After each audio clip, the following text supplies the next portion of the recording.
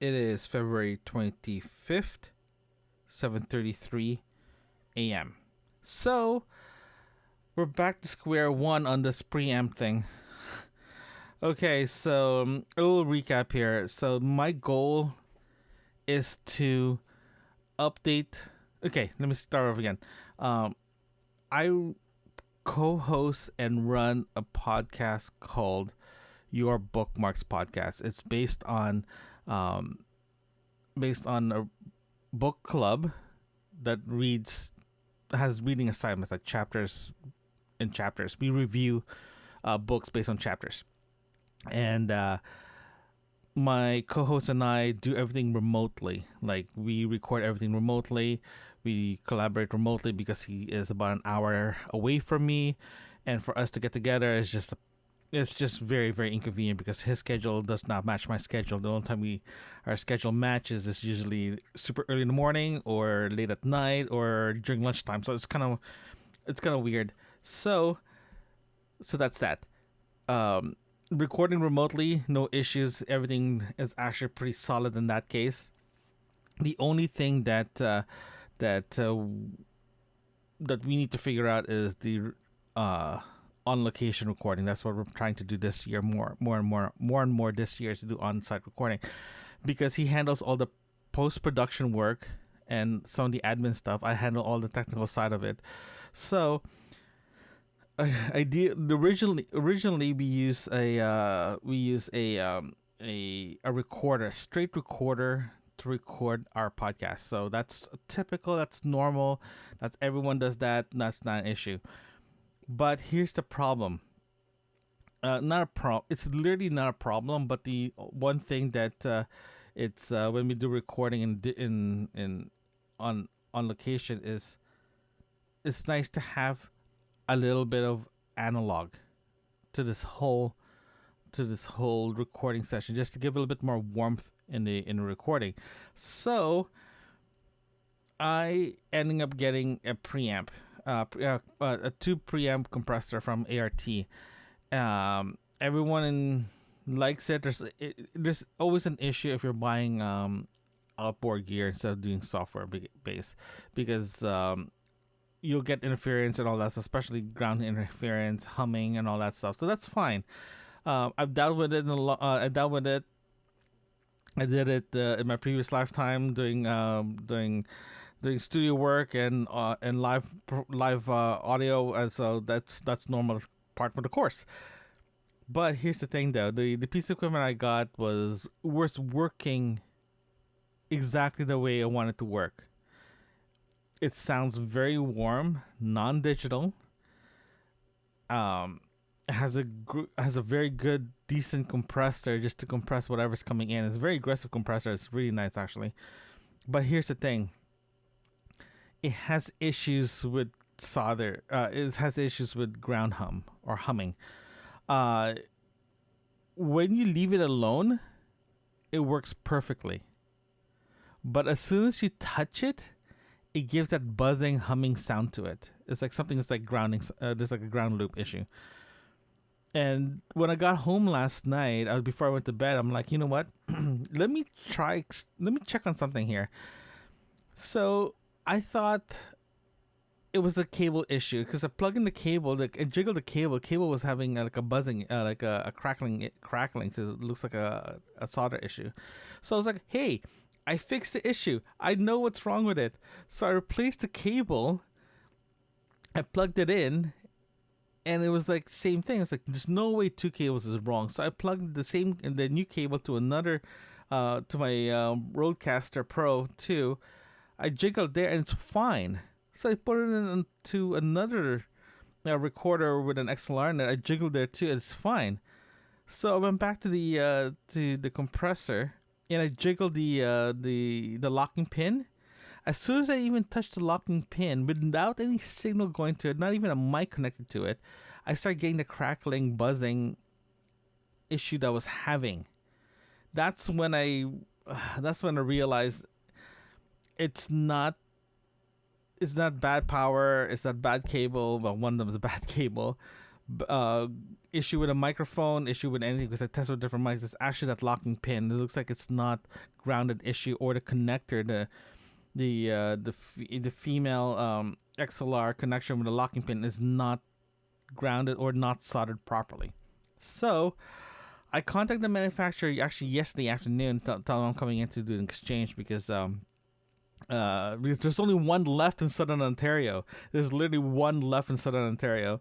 I went to the shop. I called the shop. It's like, hey, can I come in today, today, to do an exchange? I said, oh no, we can't because we're doing company wide inventory. So the only thing that's going to be open today is just their music teaching department, but their store side is closed for today. You have to come back tomorrow.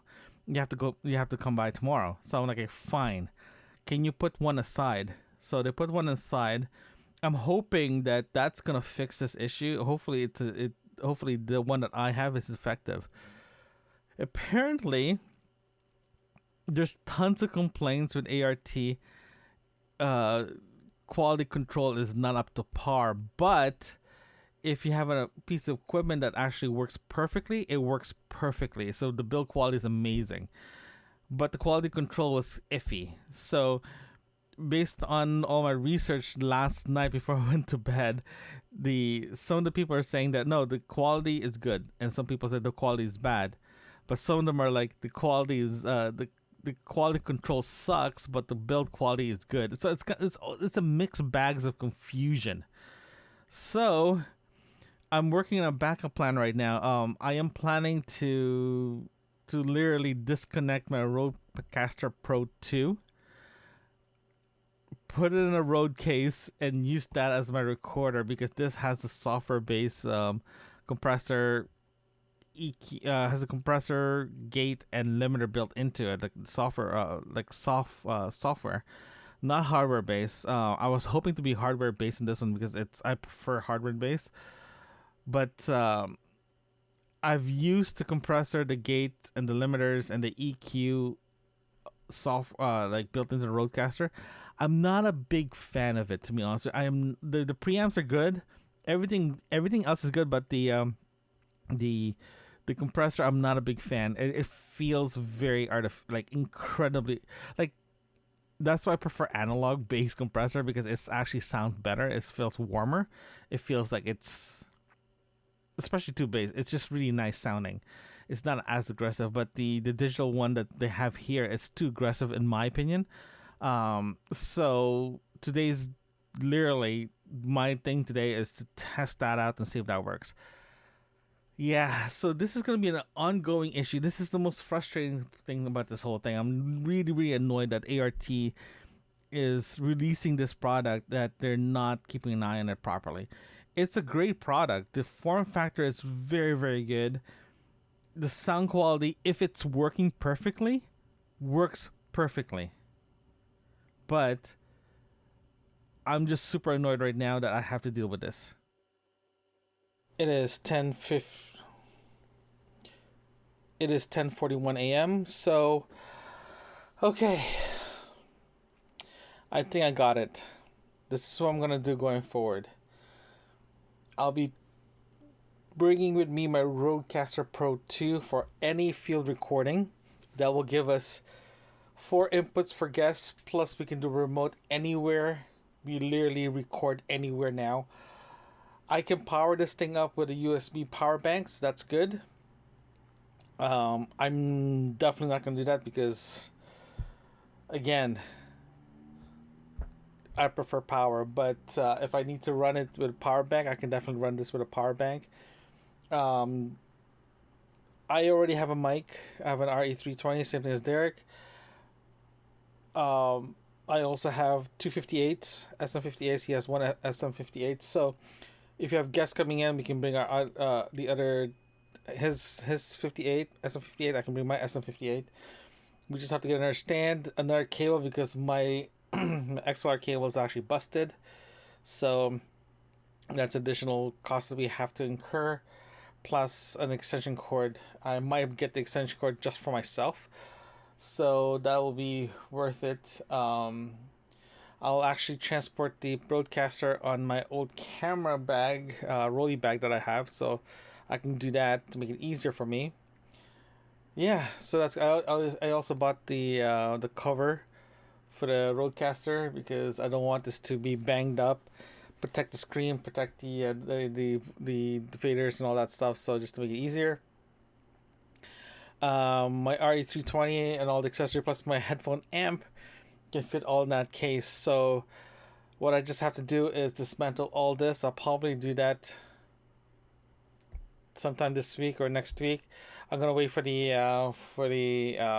cover to come in. Also, all my dividers are actually downstairs in storage, so I have to grab that as well too. So that's gonna be a thing. I just have to get that sorted out. But I have a plan. I can move forward for this. Regarding the tube preamp, I'm just going to return it. I'm not gonna bother replacing it because I can't rely on things that's not working properly. I'll just do the inboard compressor uh, within the Rodecaster. I got it pretty close to what I was my setting is at the ART tube mic preamp. So I had that pretty close. The compressor sent into the Rodecaster. It's 2-1, so it's not bad. I did literally made the attack really fast, so just to give a little bit more uh a little bit more just open up faster. I don't want it to be gradually going up. It's just too much. The release is actually still kind of it's there, so it's pretty close. It's not like exact because I really like the compressor in this one, but it's not exact. But it does do the trick very well, especially for voice, especially for laughing or arguing or anything like that. It will balance it out. I set it up that I'll have all 4 channels in the fader, the Bluetooth for headphones, and the sound pad. I'm going to do is I'm gonna grab all the intros and all that stuff, all that stuff from Derek, put that in here, and at least it's ready to go just in case for future podcasts on the spot if you have to do it, all that good stuff. Plus, we can do a stream if we need to as well too. So that works ready to go as well too. So 2 thumbs up. I think I got everything under control now. That's what I did all day. I'm gonna grab my snack. I need to eat something. I haven't really had breakfast yet. And oh, yesterday or a couple of days ago, I did mention about the Amazon's advertising thing. I noticed that I was trying to finish one of my shows I was watching, Grand Tour, and there is a spot there for advertising. So it's I know exactly where it is. So it's like it's still annoying. Um, I know this is gonna get worse and worse. It is Amazon after all, so every time you pay something premium, they ask you to pay a little bit more. Doesn't matter which company you are with for streaming, they'll ask you to pay more to be ad free. Next thing you know, a couple of years later, they're gonna add more in it. So all the stuff you paid for ad free a couple of years ago will be gone. So again, this is the most dumbest thing I've ever seen. I already paid for it into the system. I should not be paying extra for ad free. Just my opinion. It is 11:19 a.m. and according to my weather, it is a balmy 5 degrees outside. So that's a good sign. It is warming up again. Yeah, yesterday was incredibly cold. Now it's warm again, so it worked out really well. Um, yeah, so this is actually pretty good. I can't wait to. I'm actually just gonna start laundry. Today's doesn't matter how beautiful outside is. Today is gonna be just chore day. So after lunch, I'm just going to start doing laundry and getting that sorted out because frankly, I'm running out of clothes as well too. So is the wifey. So yeah, so we're just it's just gonna be a very simple chore day. You remember when I mentioned about the corn dog, the meatballs, and the chicken nuggets that I bought that's supposed to be good, but it wasn't really good at all? Yeah, so I finally replaced that with what I normally get, but the meatballs that I got was the Italian meatballs, not the sirloin meatballs. So that was my bad. The Italian meatballs was a little too. Yeah, it's very lean. There's no fat in it, so when I was cooking it, it dried up really fast. So mental note: don't overcook it, because I just do typical 10 minutes for the sirloin meatballs, especially for my protein snack, and it was fine, but this one was dry. Yes, because I do eat 4 times a day just because I'm doing a very heavy protein diet. Not that much though. It's about 6 ounce per meal, so it's not much. I do have carbs and vegetables throughout the day. It just give you, it is a balanced meal, but every time I need a snack, I don't go for sugary sweets anymore or chips or anything like that. I go for protein. And yes, if you guys are wondering, it is approved by the doctor. All this I'm doing is approved by the doctor, just in case you guys are wondering. Yeah, and so that's gonna be a chore day. Tomorrow's supposed to be another beautiful day, so um, yeah. So I think it's gonna be a warm day, a warm few days coming up. So that's gonna be good. I can't wait for that one. Yeah, I just want to give you guys a little weather update. It's actually pretty nice outside.